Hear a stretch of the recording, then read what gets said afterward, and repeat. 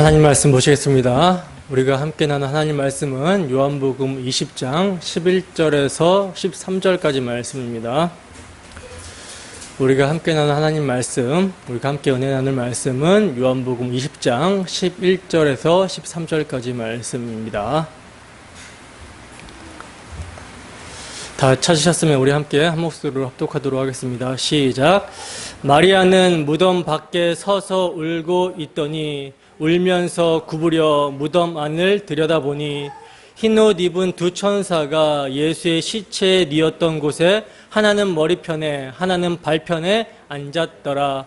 천사들이 이르되 여자여 어찌하여 우느냐. 이르되 사람들이 내 주님을 옮겨다가 어디 두었는지 내가 알지 못함이니이다. 아멘. 잠깐 기도하도록 하겠습니다. 사랑의 주님, 부족한 죄인이 주님의 십자가의 보혈을 의지하여 강단에 섰습니다. 저의 마음과 생각을 주님께서 주관하여 주시고 주 성령의 역사하심으로 함께하여 주셔서 이 시간 복음을 선포할 텐데 피해의 복음, 그리스도의 보혈의 능력이 이 시간도 회중의 모임 가운데 충만하게 나타나서 주님의 사랑을 알고 주님의 은혜를 알고 주님의 뜻대로 살아갈 수 있도록 주께서 역사하여 주시고 함께하여 주시옵소서. 모든 일을 이기게 하시는 주의 보혈의 능력을 이 시간도 우리가 경험하고 체육해 되기를 소원하며 거룩하신 예수 그리스도의 이름으로 기도드립니다. 아멘. 무엇 때문에 울고 있습니까? 무엇 때문에 울고 있습니까? 라는 제목으로 하나님 말씀 증거하도록 하겠습니다. 한 주 동안 여러분 어떤 생각을 하시면서 사셨습니까? 우리가 살아있는 동안은 생각이라는 것을 하고 살죠. 성경은 이 생각이라는 단어를 프로네마, 사고방식이라고 이렇게 표현하여 말씀을 하고 있는데 여러분 한 주 동안 어떤 사고방식으로 살아가셨습니까? 육의 생각이 있고 영의 생각이 있죠. 육의 생각은 뭐죠? 육의 생각은요, 하나님과 관계없이 그저 내 육신의 소욕과 마음에 원하는 것을 하는 것입니다. 무엇이 나에게 유익하고 무엇이 나를 즐겁게 할까? 이것만을 생각하면서 사는 거예요. 그러나 이것의 결국은 성경이 뭐라고 증거하죠? 사망이라고 증거를 하고 있죠. 육신의 생각은 사망이요. 그럼 반대로 영의 생각은 무엇입니까? 영의 생각은 생명과 평안이라고 말씀을 하고 있어요. 예수님께서는 살리시는 것은 영이니 육은 무익하다라고 말씀을 하셨죠. 예수 그리스도의 살을 먹고 예수 그리스도의 피를 마시는 것이 여러분 영입니다.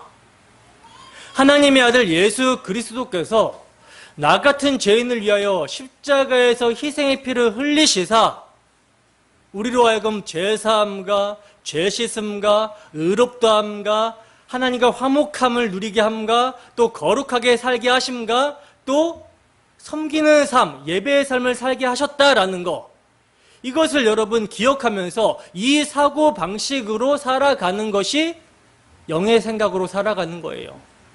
그 결과 우리에게 뭐가 주어집니까? 생명과 평안이 주어지게 되는 것입니다. 예수 그리스도 안에서 나의 옛사람, 나의 육, 이것은 죽었다고 여기며 새로운 피조물로서 믿음으로 하나님과의 관계 속에서 그가 기뻐하시는 삶을 살아가는 것, 내 생각과 마음의 계획이 온통 하나님께 집중이 되어 있는 것, 하나님과 관계 속에서 살아가는 것, 이게 영의 생각으로 살아가는 것이죠. 여러분, 우리는 육의 삶을 살고 있습니까? 아니면 영의 삶을 살고 계십니까? 바라기는 정말로 영의 삶을 살아가기를 소원합니다. 우리가 거듭나기 이전에는 육의 삶을 살 수밖에 없어요. 그러나 우리가 예수 그리스도의 피 흘리심의 그 능력으로, 보혈의 능력으로 거듭나서 하나님의 자녀가 되었고 우리 소속이 세상이 아니라 그리스도 안이라는 예수님의 나라의 백성이 되었기 때문에 우리가 여전히 육을 입고 있지만 이 육체를 쳐서 복종시킬 수 있는 영의 생각과 영의 사고방식으로 살아갈 수 있게 되었다는 거예요. 때문에 성경은 권면하죠. 땅에 있는 너의 지체를 죽여라. 예수의 피를 의지해서 죽이라는 거예요. 하늘문을 여시고 하늘의 모든 신령한 복으로 넘치게 우리에게 부어주시는 그 피의 능력이 땅의 지체를 죽이게 한다는 사실을 여러분 믿으시기 바랍니다.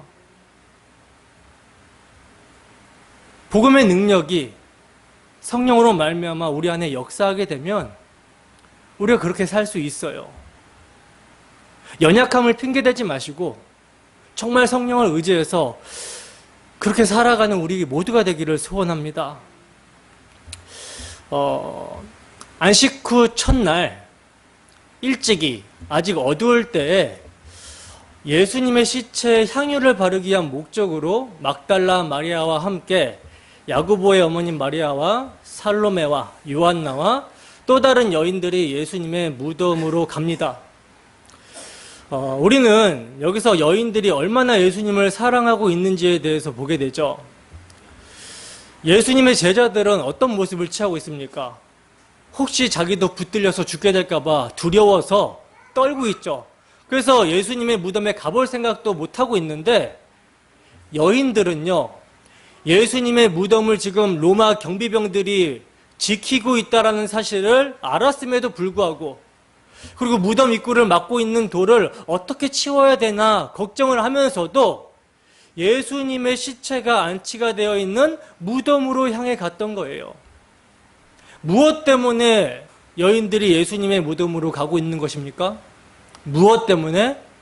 예수님에 대한 감사와 사랑 때문인 것이죠. 지금 여러분 요한사도는요, 여인들의 대표로 막달라 마리아에 초점을 맞춰서 기록을 하고 있어요. 근데 이 막달라 마리아는 어떤 사람입니까? 7 귀신 들렸던 사람이죠. 7 귀신 들렸던 사람인데 이 귀신을 누가 내쫓아 주셨어요? 예수님께서 내쫓아 주셨어요. 그러니까 이 막달라 마리아는 예수님으로부터 큰 은혜를 받은 여자라는 것이죠. 그러므로 지금 요한 사도가 막달라 마리아를 예수님의 무덤으로 간 여인들의 대표로 지금 기록을 하고 있고 초점을 맞추고 있는 것은요, 예수님의 신부, 여자, 즉 교회는 예수님으로부터 받은 은혜에 감사를 하는 자다. 예수님으로부터 받은 은혜를 알고 감사하는 자다라는 사실을 말씀해주고 있는 거예요. 그러니까 예수님으로부터 받은 은혜가 무엇인지를 아는 자는 그 감사가 한량없이 나오게 된다는 사실입니다. 때문에 이것에 비추어서 여러분 이것에 비추어서 보면요, 오늘날 교회 안에 많은 사람들의 냉담함과 열이 없음의 이유가 무엇인지를 잘 알 수가 있는 것이죠. 그리스도께 빚진 것을 느끼지 못하는 사람, 그리스도께 어떤 은혜를 받았는지를 망각해버린 사람은요, 뭘 느끼지 못해요? 그리스도에 대한 사랑을 느끼지 못한다는 거예요. 자기의 죄스러움과 부패함, 그리고 전적인 무가치함에 대해서 대수롭지 않게 생각하는 사람들은요, 예배당에 나와서 예배를 드리면서도 감사와 찬양이 나타나지 않는다는 것입니다. 자신이 예배를 드리러 와줬다라고 생각을 하는 거예요. 그러니까 자신이 예배에 뭐가 돼 있어요? 주체자가 되어 있는 것이죠. 그러다 보니까 예배를 드리면서도 정작 예배에 참여하지를 못하는 것입니다. 죄인이 어떻게 하나님께 예배를 드리게 되었는지 그 엄청난 은혜를 모르니까, 그 감격이 없으니까 마음을 다해서 찬양을 하지도 못하고, 그 엄청난 은혜를 모르니까 마음의 소원의 그 갈망함이 주님이 되질 않는 거예요. 기도에 참여하지를 못하는 것입니다.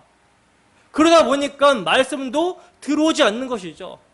그죠? 왜 이렇게 설교가 기냐고 시간만 보고 앉아있는 거예요.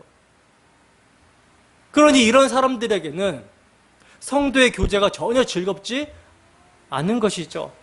함께 받은 은혜가 없으니까 은혜를 나누고 이런 것이 전혀 즐겁지 않은 거예요. 그러나 정말 자신이 지옥에 가야 마땅함을 분명하게 깨달은 자들은요, 자기를 불구덩이에서 건져내신 놀라운 은혜와 사랑에 깊이 감동된 자들은요, 그들의 구원자 예수 그리스도에 대한 사랑을 나타내지 않을 수가 없다라는 것입니다. 여러분, 우리의 모습은 어떠한 모습입니까? 무가치하고 정말 선에 대해서 무능하며 경건치 않고 죄인이며 원수된, 그래서 지금 당장 지옥에 쳐넣어도 아무런 변명할 수 없는 그런 존재인 나 같은 자를 위해 십자가에서 이러한 나를 대신하여 희생의 피를 흘리신 예수 그리스도의 은혜를 알고 있습니까? 그 은혜를 아는 자로서 그분에 대한 사랑을 나타내고 있습니까? 바라기는 우리 모두가 참으로 우리 구주 예수 그리스도께 받은 은혜를 알고 가슴 깊은 곳에서 우러러 나오는 그리스도에 대한 사랑을 나타내는 자 되기를 소원합니다. 자, 그렇게 여인들이 예수님의 무덤으로 갔는데 그 중에 막달라 마리아가 무덤 입구를 막아놓은 그 이 돌이 치워져 있는 것을 보게 됩니다. 당시 무덤은 여러분 어떠한 모습이라고 그랬죠? 우리처럼 땅을 파서 매장하는 방법이 아니라 굴에다 시신을 안치하는 그런 방법을 사용했다라고 했잖아요. 때문에 굴의 입구를 돌로 막아 놓았는데 이 무덤의 돌이 치워져 있는 거예요. 이것은 이제 무덤이 열린 것이며 누군가가 무덤에 침입한 것으로 생각을 해볼 수가 있게 되는 것이죠. 그래서 막달라 마리아는요, 이것을 보자마자 다른 여인들과 함께 무덤에 들어가지 않고 곧장 제자들의 있는 곳으로 갑니다. 이 사실을 알리려고 갔어요. 그리고 이제 마리아의 말을 들은 제자들 중에 베드로와 예수님의 사랑을 받는 제자가 대표로 무덤에 와서 이 사실을 확인합니다. 그런데 베드로와 요한이 와서요, 자세하게 무덤을 조사하면서 봤더니 이것은 누군가가 시체를 가져간 것이 아니라 만약에 가져갔다면 가져간 흔적이 있어야 되는데 그 흔적이 없어요. 흔적이 없이 세마포와 수건이 시체가 누워있는 자리에 그대로 있더라는 거죠. 그래서 이것은 누가 예수님의 시체를 가져간 것이 아니라 예수님이 부활했구나, 이 사실을 믿었습니다. 그러나 이들이 예수님의 부활을 믿긴 믿었는데 성경에서 예수님이 죽은 자 가운데서 다시 살아나야 하리라 한 말씀은 아직 몰랐다라고 그러죠. 그러니까 예수님의 죽으심과 부활의 의미를 베드로와 요한은 몰랐던 거예요. 이때까지는. 그래서 예수님께서 부활하신 것만 확인하고 어떻게 합니까? 아무런 감격과 기쁨 없이 그냥 자기 있던 처소로 돌아갑니다. 이게 이제 지난주에 살펴본 내용이었죠.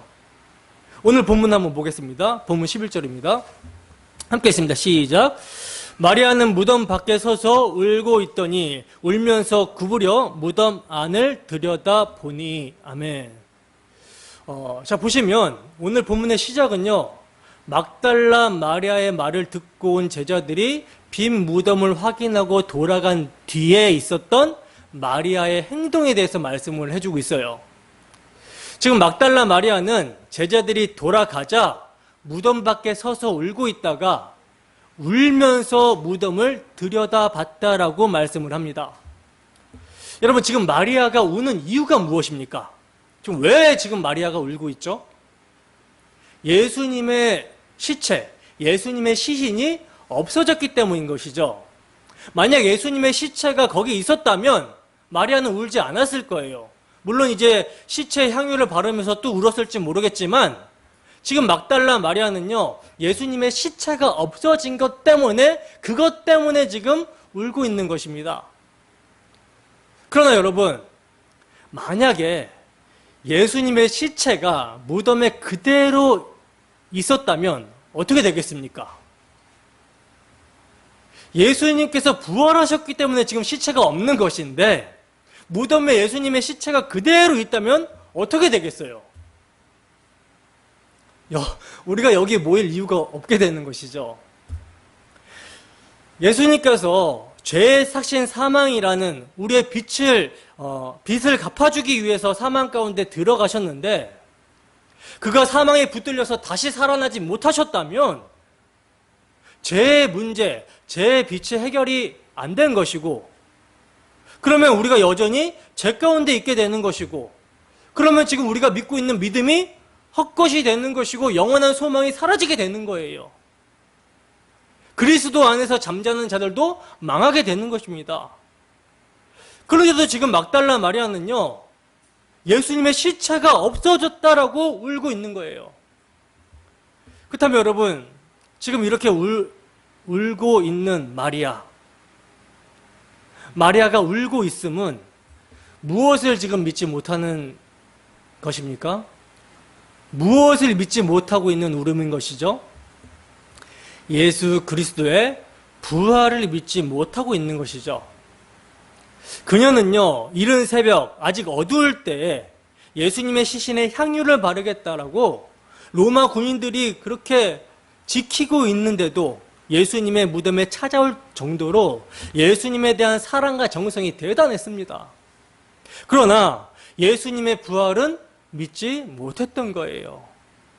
죽어버렸는데 어떻게 다시 살아오시겠나? 그러니 시체에나 정성을 쏟자라고 했던 거라는 것이죠. 여러분, 이것이요, 당시 예수님을 최고로 사랑한다라고 하는 여인의 모습입니다. 이것이 인간이 할 수 있는 예수님에 대한 사랑의 모습이라는 거예요.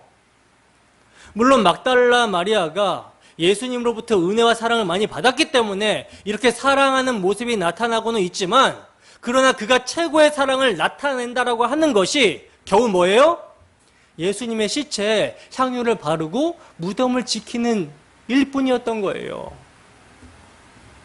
그렇다면 여러분, 막달라 마리아가 예수님의 부활에 대한 말씀을 듣지 못했기 때문에 이러고 있는 것입니까? 아니죠. 막달라 마리아도요, 예수님께서 부활하시리라는 말씀을 이미 들은 여자예요. 이미 들었음에도 불구하고 믿지 못하고 있다라는 사실입니다. 누가복음 24장 1절에서 8절 말씀입니다. 함께 읽습니다. 시작.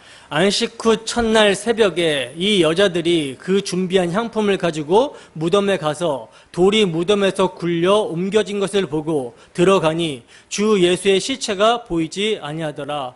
이로 인하여 근심할 때 문득 찬란한 옷을 입은 두 사람이 곁에 섰는지라. 여자들이 두려워 얼굴을 땅에 대니 두 사람이 이르되 어찌하여 살아있는 자를 죽은 자 가운데서 찾느냐? 여기 계시지 않고 살아나셨느니라. 갈릴리에 계실 때 너희에게 어떻게 말씀하셨는지를 기억하라. 이르시기를 인자가 죄인의 손에 넘겨져 십자가에 못 박히고 제3일에 다시 살아나야 하리라 하셨느니라 한데 그들이 예수의 말씀을 기억하고. 아멘. 자, 지금 예수님의 시체가 없어졌다라고 하면서 울고 있는 여자들에게 천사가 무엇을 기억하라고 하고 있습니까? 어찌 살아있는 자를 죽은 자 가운데서 찾느냐라고 하면서 갈릴리에 있을 때 예수께서 하신 말씀을 기억하라고 여자들에게 말을 하고 있어요. 예수님께서 당신이 죄인의 손에 넘겨져 십자가에 못 박히고 3일 만에 다시 살아나야 하리라 하신 말씀을 기억하라는 것입니다. 그 말씀대로 이루어졌다라는 거예요. 여러분, 예수님께서는요, 그의 제자들에게 자주 당신의 죽으심과 부활에 대해서 말씀을 하셨습니다. 자주 말씀을 하셨어요. 그 대표적인 말씀이 마태복음인데, 마태복음 16장 13절에서 23절 말씀 함께 읽어보겠습니다. 시작. 예수께서 빌립보 가이사랴 지방에 이르러 제자들에게 물어 이르시되 사람들이 인자를 누구라 하느냐 이르되 더러는 세례 요한 더러는 엘리야 어떤 이는 예레미야나 선지자 중에 하나라 하나이다. 이르시되 너희는 나를 누구라 하느냐. 시몬 베드로가 대답하여 이르되 주는 그리스도시요 살아계신 하나님의 아들이시니이다. 예수께서 대답하여 이르시되 바요나 시모나 내가 복이 있도다. 이를 내게 알게 한 이는 혈육이 아니요 하늘에 계신 내 아버지시니라. 또 내가 내게 이르노니 너는 베드로라. 내가 이 반석 위에 내 교회를 세우리니 음부의 권세가 이기지 못하리라. 내가 천국 열쇠를 내게 주리니 내가 땅에서 무엇이든지 매면 하늘에서도 매일 것이요 내가 땅에서 무엇이든지 풀면 하늘에서도 풀리리라 하시고, 이에 제자들에게 경고하사 자기가 그리스도인 것을 아무에게도 이르지 말라 하시니라. 이때로부터 예수 그리스도께서 자기가 예루살렘에 올라가 장로들과 대제사장들과 서기관들에게 많은 고난을 받고 죽임을 당하고 제3일에 살아나야 할 것을 제자들에게 비로소 나타내시니, 베드로가 예수를 붙들고 항변하여 이르되 주여 그리 마옵소서, 이 일이 결코 주께 미치지 아니하리이다. 예수께서 돌이키시면서 베드로에게 이르시되 사탄아 내 뒤로 물러가라. 너는 나를 넘어지게 하는 자로다. 내가 하나님의 일을 생각하지 아니하고 도리어 사람의 일을 생각하는도다 하시고. 아멘. 여러분, 마태복음 16장 말씀은요, 마태복음 전체적으로 볼 때 분기점이 되는 말씀이거든요. 복음서에는요, 그러니까 4복음서는요, 증거하는 것이 예수님이 누구신가, 그가 왜 오셨는가에 대해서 증언을 하고 있어요. 그러니까 마태복음 16장까지는 예수님이 누구신가, 그는 하나님의 아들이시다, 그는 그리스도시다라는 것을 예수님께서 당신의 말씀과 표적을 통해, 사역을 통해 보여주시고 있었어요. 예수님 당신이 성경에서 약속하고 있는 여자의 후손이며 아브라함의 자손이며 다윗의 후손이라는 것을 입증하셨다라는 것이죠. 즉 하나님의 아들 그리스도로 자기 백성을 구원하러 오셨다라는 것을 증거하십니다. 그래서 이제 예수님께서는 제자들에게 사람들이 나를 누구라 하더냐라고 물으시고 있는 거예요. 이 질문에 제자들이 대답하기를 어떻게 대답합니까? 사람들이 주님을 세례 요한, 엘리야, 선지자 중에 하나라고 하더이다, 이렇게 대답을 합니다. 그러자 예수님께서는 제자들에게 그러면 너희는 나를 누구라 하느냐, 이렇게 질문을 하시죠. 이 질문에 베드로가요, 주는 그리스도시요 살아계신 하나님의 아들입니다 라고 고백을 한 거예요. 정답인 것이죠. 근데 예수님은 이러한 고백이 베드로의 실력이 아니라 하늘 아버지께서, 하나님 아버지께서 알게 해주신 결과라고 말씀을 하셨어요. 그러니까 하나님 아버지께서 알게 해주시지 아니하시면 예수님이 누구신지를 알 자가 있다 없다? 없다라는 것이죠. 그리고 이제 이 고백 이후에 비로소 예수님께서는요, 당신이 왜 오셨는지, 오신 목적을 제자들에게 비로소 가르치십니다. 제자들에게 당신이 예루살렘에서 고난을 받으시고 죽임을 당하시고 제3일에 살아나야 하실 것을 말씀하셨다라는 거예요. 그러니까 베드로의 고백처럼 하나님의 아들 그리스도이신 예수님이 이 세상에 오신 이유는요, 자기 백성을 그들의 죄에서 구원하시고자 죽기 위해서 오셨다라는 것입니다. 대속적인 죽음을 통하여 죽음의 세력을 잡은 자 마귀를 멸하시고 죽기를 무서움으로 일생에 매여 종노릇하는 모든 자들을 해방시켜 주시기 위해 오셨다라는 거예요. 그 죄의 사신 사망을 해결하셨다라는 증거가, 확증이 뭐예요? 부활이라는 것이죠. 그래서 죽으시고 3일 만에 인자가 부활해야 된다라고 말씀을 하신 것입니다. 이것이 성경이 증거하신 바라는 거예요. 그리스도는요, 여러분, 성경대로 죽으시고 성경대로 부활하셔야 된다라는 것입니다. 근데 베드로가 예수님의 말씀을 듣더니 뭐라고 합니까? 절대 이 일이 예수님께 미치지 못하리이다. 절대 그런 일이 일어나면 안 됩니다 라고 하면서 예수님의 그 십자가 길을 말리는 것이죠. 그러자 주님께서는요, 베드로에게 주님을 하나님의 아들이시며 그리스도라고 고백한 그 베드로에게 사탄이라고 그래요. 사탄아, 물러가라 하십니다. 내가 사람의 일을 생각하지 않고, 내가 사람의 일을 생각하고 하나님의 일을 생각하지 않는다라고 말씀을 하시는 거예요. 여러분, 지금 베드로는 제자들의 대표죠. 제자들의 모습이 베드로의 모습이고요. 이러한 모습이 막달라 마리아에게도 또 그가 대표하는 여인들에게도 마찬가지로 있다라는 것입니다.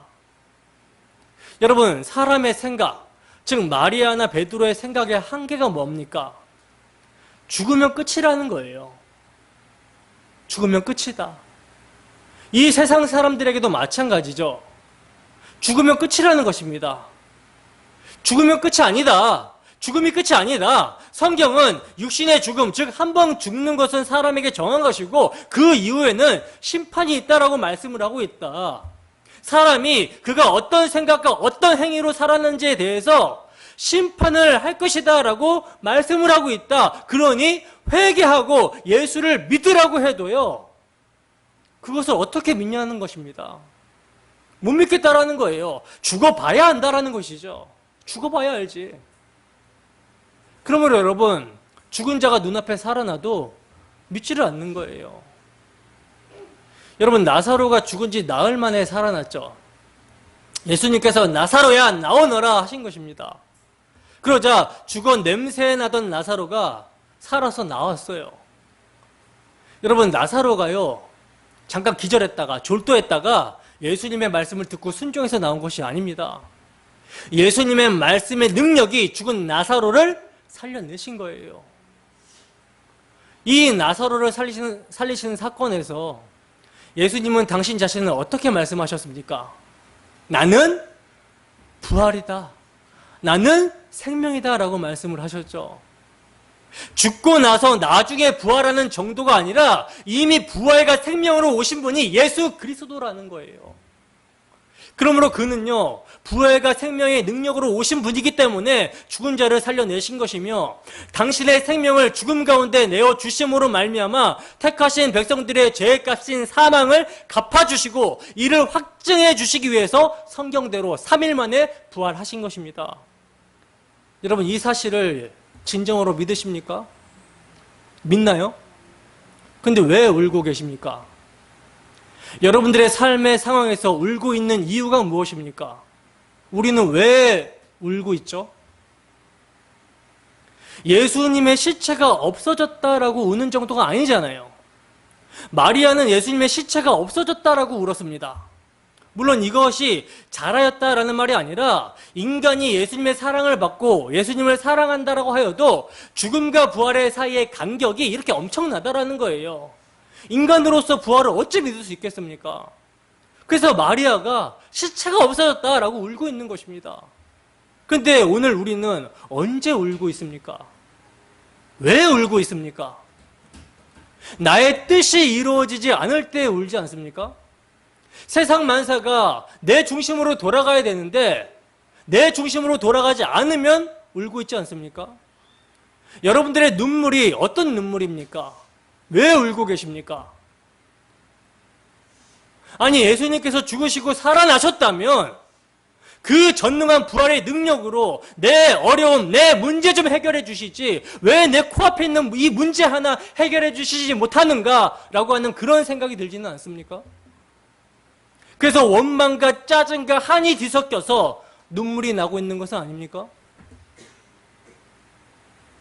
하나님께서는 죄로 말미암아 영원한 지옥의 형벌을 받아 마땅한 우리에게 당신의 가장 귀한 독생자를 십자가에 내어주셨는데 그리하여 우리에 대한 당신의 사랑을 확증하여 보여주셨는데 하나님은 우리에게 여러분 전부를 주셨다는 거예요. 너무나도 선하신 하나님이십니다. 때문에 하나님의 뜻은요, 우리로 하여금 그 아들을 믿고 영생을 얻게 하시는 것이 그리하여 당신과 화목을 누리고 당신의 하늘 생명을 한량없이 부어주시는 것이 그의 뜻입니다. 때문에 우리의 모든 삶은 아들의 복음을 믿고 아들의 십자가의 영광을 경험하게 해주시기 위해서 하나님께서 섭리 가운데 인도하시는 삶이라는 거예요. 근데 그럼에도 불구하고 우리는요, 예수를 믿는다고 하면서도 그 예수를 우리의 현실의 문제에서 그분이 주와 그리스도가 아니라 아무 도움이 안 되는 예수로 생각하고 죽어있는 예수로 생각하고 울고 있지 않냐는 거예요. 롯의 아내처럼 불타버릴 것에 대한 연민과 뒤돌아봄과 그런 것으로 인해서 눈물을 흘리고 있지는 않냐는 것입니다. 그러나 여러분, 우리가 울어야 되는 것은요, 이러한 우리의 불신앙으로 울어야 되는 거예요. 십자가의 죽음과 부활의 의미를 모르고 아버지의 사랑이 어떠한지를 모르고 그 영광을 모르고 행하는 우리의 불신앙으로 울어야 되는 것입니다. 여러분, 우리의 삶에 십자가 지신 예수님이 잘 보이지 않는 것으로, 희미해지는 것으로 울고 있습니까? 십자가 사랑이 희미해지는 것으로 말미암아 애통하며 금식하고 있습니까? 그것으로 울고 있습니까? 우리의 울음은 어떤 울음입니까? 우리 모두는요, 정말 울어야 될 때에서는 울지 않고 있어요. 정말 기뻐해야 될 때는 울고 울어야 될 때는 기뻐하고 있는 이러한 모습이 오늘날 우리의 모습입니다. 우리의 모습을 한번 돌아보세요, 여러분. 한 주간의 우리의 삶의 모습을 돌아보시기 바랍니다. 세상에 눈에 보이는 영광, 그 가치에 대해서 여러분들이 어떻게 생각하고 있습니까? 그런 것들에 일희일비하고 있지는 않습니까? 썩어질 이 육신, 이 몸뚱아리, 누가 내 자존심을 좀 건드리고 무시하고 짓밟으면 어떤 마음을 갖습니까? 힘이 있으면 복수하고 싶죠. 코를 납작하게 만들어버리고 싶죠. 그런데 힘이 없어서 뭐하고 있어요? 울고 있는 거예요. 그렇잖아요. 그것도 애통하며 울죠. 그런데 정작 나의 삶에 예수님이 보이지 않는 것 때문에, 복음의 감격이 사라진 것 때문에, 복음이 복음되지 않고 있는 것 때문에 울고 있지는 않는다라는 것입니다.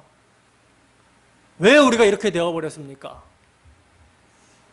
예수님께서 죽으시고 부활하신 사건이 우리 현실의 삶에 아무런 도움이 되지 않고 무엇인가 우리에게 주는 것이 없다라고 여기기 때문이라는 거예요. 그것이 예수님의 죽으심과 부활이라는 그 복음이 나의 삶에 무슨 도움이 되는가 하고서 이렇게 손익계산을 해보니까 지금 당장의 현실에서는 예수님의 죽으심과 부활의 복음이 도움이 안 된다라고 생각을 하는 것이죠. 이것은 그냥 그저 나중에 죽을 때나 써먹을 보험 증서처럼 생각을 하고 사는 거예요. 보험 증서가 평소에는 필요가 없잖아요. 언제 필요합니까? 사고가 나야 필요하죠. 마치 예수님의 죽으심과 부활을 이런 식으로 장롱 구석에 밀어두고 있는 거라는 것이죠. 그러나 여러분, 예수님의 죽으심과 부활이 단순히 우리를 천국 가게 해주는 데에만 필요합니까? 우리의 삶에서는 안 필요한 건가요?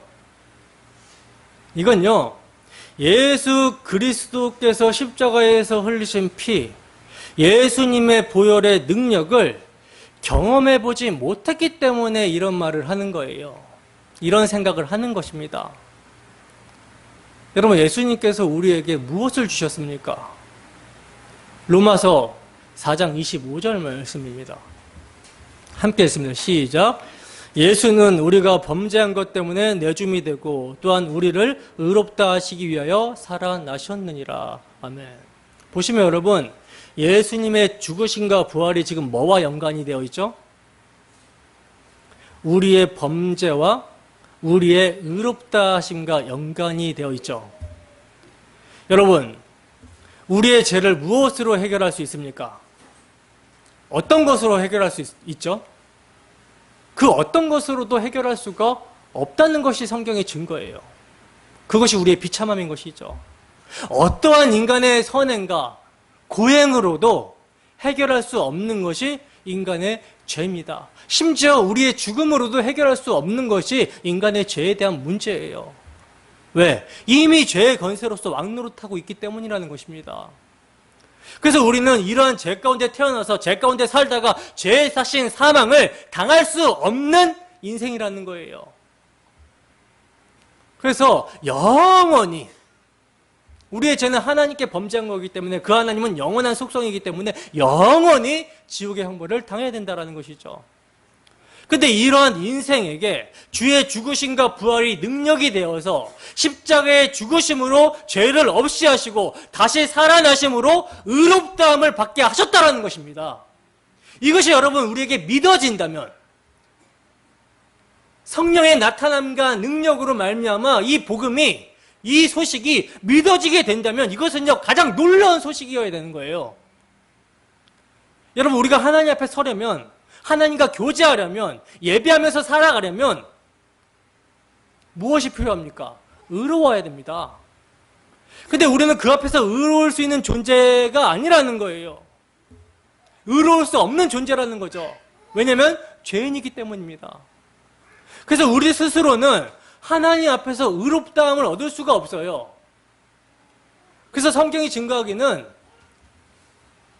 하나님 앞에서 의롭다함을 얻을 육체가 없다라고 증거하고 있죠. 의인은 없나니 하나도 없다. 다 함께 치우쳐서 한 길로 가고 있는 거예요. 오히려 율법의 공의에 따르면 율법은 우리를 죄인으로 정죄하고 죄의 삭신 사망인 죽음을 요구하고 있다는 것입니다. 근데 이 의를 우리 힘으로 할 수 없는, 노력해도 할 수 없는,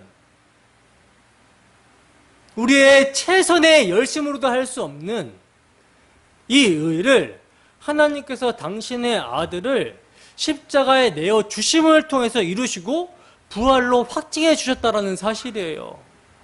때문에 여러분 이것을 우리가 알고 믿는 것이 뭡니까? 기적입니다.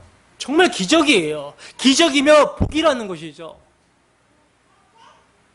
이 사실을 여러분 믿고 있다는 것이 얼마나 큰 복인지를 알아가는 삶이 성도의 신앙생활이며 성도의 삶인 것입니다. 십자가 보혈의 능력을, 십자가에서 다 이루셨다 하신 복음의 능력을 우리는 우리의 삶을 통해서 알아가야 된다는 거예요. 장롱 속에 넣어두었다가 천국 들어갈 때 입장권처럼 써먹는 것이 아니라 우리의 삶에 주의 죽으심과 부활이 능력으로 나타나야 된다는 것이죠. 우리 주 예수 그리스도의 죽으심과 부활로 말미암아 성령이 부어지게 되었고요. 그래서 그 흘리신 피의 능력이 역사하여 영원한 생수와 같이 그 피가 하늘로부터 우리 심령 가운데 사랑으로 흘러 넘치고 있다는 거예요. 이 피의 능력이 우리의 죄로 말미암는 책임에서, 즉 형벌에서 자유롭게 하며 벗어나게 하며 여전히 우리가 입고 있는 육체로 말미암는 죄의 오염으로부터 깨끗이 씻기고 있고요. 우리로 하여금 거룩한 자로 만들어내고 있는 것입니다. 그리하여 거룩하신 하나님과 교제하게 하며 그분으로 비롯되는 하나님의 모든 복락, 하나님의 모든 복락을 누리게 하며 살아계신 하나님을 섬기게 하고 예배하게 만드는 것입니다. 그 피의 능력이 죄와 싸워 이기게 하며 십자가의 길을 기쁨으로 인내하게 하며 가게 한다는 거예요. 여러분 이 복음의 능력을 경험하고 있습니까? 이 복음의 능력을 여러분 경험하라고 우리가 이 땅에서 사는 거예요. 하나님께서 바로 천국 데려가시지 아니하시고 당신의 아들의 십자가가 무엇인지, 그 십자가의 영광이 무엇인지 그것을 우리로 하여금 체휼케 해주시기 위해서, 깨닫게 해주시기 위해서, 그리하여 영광을 하나님께 올려드리게 하기 위해서 우리의 삶을 인도하신다라는 것입니다. 이것이 여러분 우리에게 경험되어지기를 소원합니다.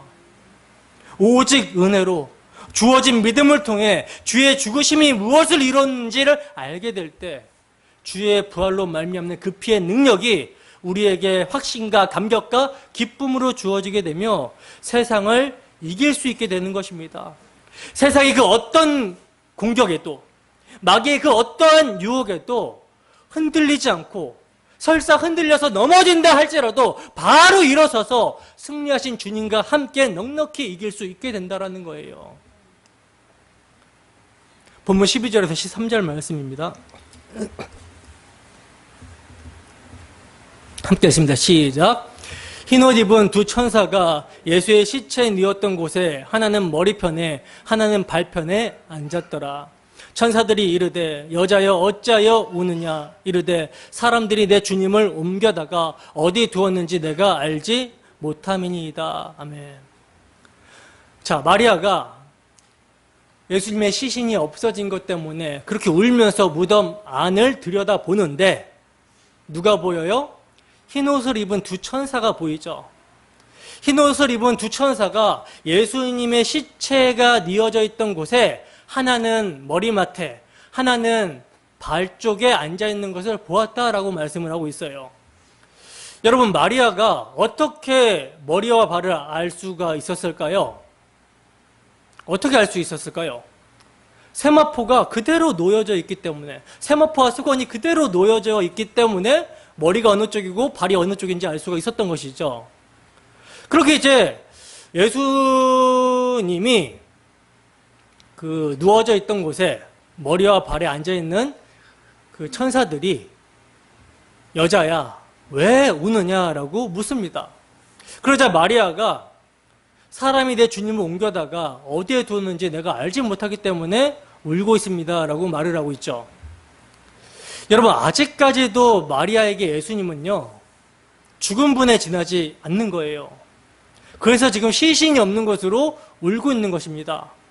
그러나 이런 상태에서 마리아가 예수님을 사랑한다 할지라도 이것은 뭐에 근거하지 않는 사랑입니까? 예수님의 죽으심과 부활의 의미를 아는 것에 근거하지 않는 사랑, 즉 그분의 죽으심과 부활의 의미를 모르는 사랑이라는 거예요. 계속해서 반복적으로 말씀을 드리지만 예수님에 대한 우리의 사랑은요, 또 우리의 헌신은요, 십자가의 죽으심과 부활의 의미를 아는 데서 비롯되어야 됩니다. 여러분, 지금 마리아는 예수님의 시체가 뉘어져 있던 곳에 머리와 발 쪽에 앉아있는 천사들을 보고 있습니다. 무엇이 떠오릅니까? 여기서 여러분, 우리는요, 새언약의 일꾼인 신약의 성도들이기 때문에 구약의 어떤 모형과 그림자가 떠올라져야 돼요. 여러분들이 성경을 많이 읽으셨으면 이 장면이 딱 떠올라야 됩니다. 그래서 예수님의 죽으심과 부활이 여기서 이렇게 보여지고 있구나라는 것이 이해가 되어져야 되는 거예요. 출애굽기 25장 16절에서 22절 말씀입니다. 출애굽기 25장 16절에서 22절 말씀 함께 했습니다. 시작. 내가 내게 줄 증거판을 궤 속에 둘지며 순금으로 속죄소를 만들되 길이는 2규빗 반, 너비는 1규빗 반이 되게 하고 금으로 그룹 둘을 속죄소 두 끝에 쳐서 만들되 한 그룹은 이 끝에 또 한 그룹은 저 끝에 곧 속죄소 두 끝에 속죄소와 한 덩이로 연결할지며 그룹들은 그 날개를 높이 펴서 그 날개로 속죄소를 덮으며 그 얼굴을 서로 대하여 속죄소를 향하게 하고 속죄소를 궤 위에 얹고 내가 내게 줄 증거판을 궤 속에 넣어라. 거기서 내가 너와 만나고 속죄소 위 곧 증거궤 위에 있는 두 그룹 사이에서 내가 이스라엘 자손을 위하여 내게 명령할 모든 일을 내게 이르리라. 아멘. 여러분, 이 말씀은요, 하나님께서 모세에게 속죄소를 만들라고 하시는 말씀인데 예수님의 시체에 누워있는 곳에 천사 하나는 머리편에 하나는 발편에 앉아있는 모습이 속죄소를 연상하게 합니다. 속죄소를 생각나게 한다라는 거예요. 여러분, 속죄소란 법궤를 덮는 뚜껑이거든요. 시은자라고 말하기도 하는데 이곳에서 하나님께서 만나주시겠다라고 하신 곳이에요. 그러니까 하나님을 만나려면 뭐가 일어나야 되죠? 속죄가 이루어져야 되는데 여러분들이 잘 아시다시피 법궤 안에는 뭐가 들어있습니까? 인간들의 죄를 상징하는 율법에 깨진 돌판, 만나 항아리, 아론의 쌍난 지팡이가 들어있죠. 그죠? 그런데 1년에 한 번 대제사장이 어린 양의 피를 가지고 지성소에 들어가게 될 때 이 속죄소에 피를 바르게 되면 그 법궤 뚜껑 속죄소에 피가 발라지게 되면 하나님께서 인간들의 죄를 보지 않는다라는 것입니다. 보지 않는다라는 거예요. 그런데 그 뚜껑에 연결된 그룹이 있는데 그 두 그룹이 천사가 날개를 펴고 있는 모양이라는 것이죠. 그러니까 지금 이 증거계의 모습이 어디에 나타나고 있는 거예요? 예수님의 죽으심에서 드러나고 있는 거예요. 지금 마리아가 보고 있는 무덤의 광경은 구약의 속죄소의 모습을 그대로 보여주고 있는 거라는 거죠. 죄인으로서 죽어야 될 자들이 어린 양의 대신 죽음으로써 죄를 용서받았음을 보여주고 있는 것입니다. 예수님의 죽으심으로 말미암아 죄가 완전히 해결이 되었고 이것이 예수님의 부활로 확증이 되었다는 거예요. 근데 마리아는 예수님의 죽음도 예수님의 부활도 이해를 하지 못하고 있어요. 예수님의 피 흘리심이 자신과 어떤 연관이 되어 있다라는 사실을 모르고 있다라는 사실입니다. 그래서 마리아는요, 예수님의 지금 시신만 찾아다니고 있는 거예요. 부활은 생각하지도 원하지도 않는 것입니다. 자신의 죄에서 예수님을 바라보고 있는 것이 아니기 때문에 부활이 없는 예수라도 상관이 없는 거예요. 오늘날도 마리아의 수준에서 예수님을 생각하는 사람들이 많이 있죠. 예수님의 죽으심과 부활에 대해서는요, 무관심합니다. 그건 내 할 바 아니고 나는 다만 예수님이 내 일을 잘 도와서 잘 되게 해주신다라는 그런 식의 신앙에 머물러 있는 사람들이 많다라는 것이죠. 이들은요, 자신의 일에서, 자신의 삶에서 예수님이 없다라는 것 때문에, 예수님이 도움을 주지 않고 있다라는 것 때문에 웁니다. 자기 인생이 자기 마음대로 자기 뜻대로 안 된다라는 것 때문에 슬퍼하고 낙심하고 있는 모습을 보일 뿐이라는 거예요. 그러나 여러분, 이것은 굉장히 잘못된 신앙이며 기독교 신앙이라고 말할 수 없는 것이죠. 시신이 있다라는 것은요, 죽음의 세계를 뜻하는 것이고, 시신이 없는 것은요, 죽음의 세계를 벗어나는 것을 뜻하는 것입니다. 이것이 부활의 세계예요. 그러므로 부활의 세계는 죽음이 없는 생명의 나라라는 것이죠. 죽음조차도 우리를 절망으로 이끌어 가지를 못하는 생명의 나라라는 거예요. 성도가, 믿는 신자가 바로 이 나라를 사는 것입니다. 죽어서 사는 것이 아니라 예수를 믿는 그 순간부터 예수 그리스도의 죽으심을 확증하는 부활의 능력이 이 나라를 살게 한다는 것이죠. 생명의 나라는요, 부활하신 그리스도가 살아 역사하시고 간섭하시고 다스리시는 나라입니다. 그러므로 이 나라에는요, 염려와 근심이 없는 거예요. 왜? 모든 것이 주님의 섭리 가운데 주님의 통치로서 살게 되기 때문이라는 것이죠. 모든 것을 주님이 책임지고 계시기 때문이라는 거예요. 여러분, 우리가 이것을 믿는다면 세상의 그 어떠한 일도요, 우리를 염려나 근심으로 끌어가지를 못합니다. 왜? 왜냐하면 이미 죽음을 넘어서 영원한 생명을 소유한 자가 되었기 때문이라는 것이죠. 이것을 망각해 버리기 때문에 뭐가 찾아와요? 두려움과 근심이 찾아오는 거예요. 내일에 대한 염려가 생기는 것입니다. 그러나 이미 죽음을 넘어서 영원한 생명을 예수 그리스도의 피로 말미암아 얻었다. 그 피의 능력으로 말미암아 소유하게 되었다라는 것을 우리가 생각하게 되고 기억하게 될 때 우리 마음의 두려움과 염려와 불안은 사라지게 되는 거예요. 그러므로 여러분, 이 예수 그리스도의 죽으심과 부활로 말미암아 속죄와 은혜를 받고 사는 삶, 죽음을 넘어서 영원한 생명을 소유한 자로 사는 이것이 성도의 기쁨이고 영광이며 자랑입니다. 이러한 능력의 삶이 우리의 삶에 나타나는 것이 지극히 당연한 성도의 삶이라는 거예요. 그런데 우리가 왜 이러한 신령한 복들을 누리고 있지 못하고 살아가고 있는 것입니까? 왜 이러한 복들을 누리고 있지 못하는 것이죠? 그것은요, 우리가 우리의 연약함을 핑계로 땅에 있는 것, 곧 사라져버릴 안개 같은 것들이 없습니다 라고 하면서 울고 있기 때문이라는 거예요. 그러나 여러분, 예수님께서 죽은 자로 계시는 것이 아니라 살아있는 자로 계십니다. 예수님은 살아나셨어요. 영원한 생명을 이루셨습니다. 그의 피로 확증하신 것을 부활로 보여주신 거예요. 때문에 여러분, 이제 이러한 것에, 세상의 것에 일희일비하지 마시기 바랍니다. 울지 마시기 바랍니다. 주님이 부활하셨고 그리고 산 소망을 우리에게 주셨습니다. 우리에게 주어지는 모든 일들은요,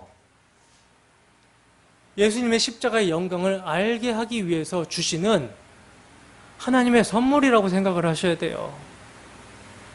베드로전서 1장 3절에서 7절 말씀 함께 읽어보겠습니다.